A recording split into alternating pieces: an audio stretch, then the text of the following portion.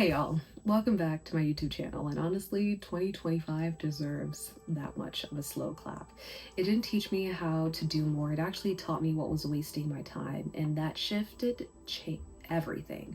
For a long time I thought growth meant adding more goals, more effort, more pressure, but this year wasn't about adding, it was actually about subtracting, removing things that looked productive but weren't actually moving me forward.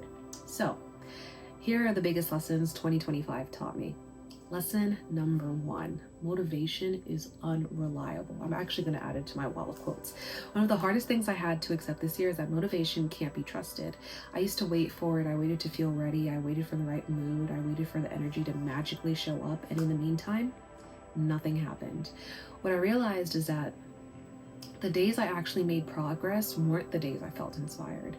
They weren't the days I felt confident. They were actually the days that I showed up anyways, quietly, without announcing it, without overthinking it.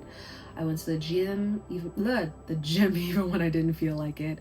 I sat at my desk even when my mind felt messy. I followed the routines even when the excitement was gone. Motivation didn't create momentum. Momentum created motivation.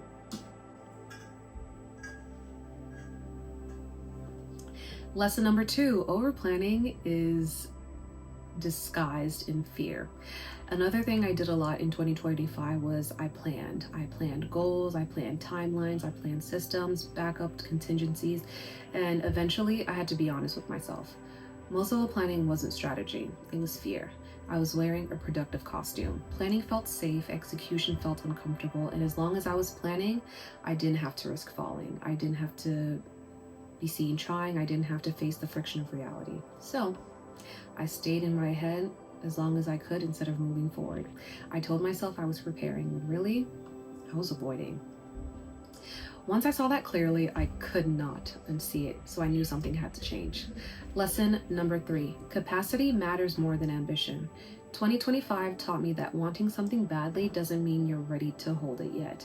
I had ambition, I had goals, I had big ideas about who I wanted to become, but I didn't always have the capacity. My time was limited, my energy was limited, my focus was limited, and honestly, something had to give.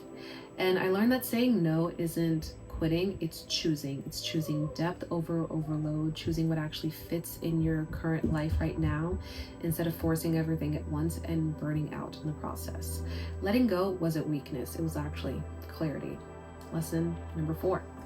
Consistency compounds quietly. The habits that changed me this year weren't impressive from the outside. They were actually, frankly, quite boring. They were repetitive, but they worked. They weren't big announcements, no dramatic turning points, no viral moments, just small actions done over and over again. And some days it felt like nothing was happening, like I was putting in effort without seeing results, but consistency doesn't show up loudly, it compounds quietly. And one day you look back and realize you're standing somewhere new. Not because of one big decision, but because you decided to stop, your old patterns and keep moving forward.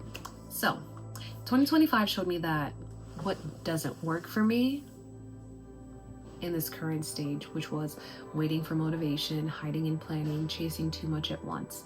2026 isn't about doing more. It's actually about building systems that actually support who I'm becoming. So in the next video, I'll walk you through exactly how I'm setting up my next year, not with resolutions, but with systems that actually stick. So don't forget to hit the like and subscribe button below, and I'll see you guys on the next one.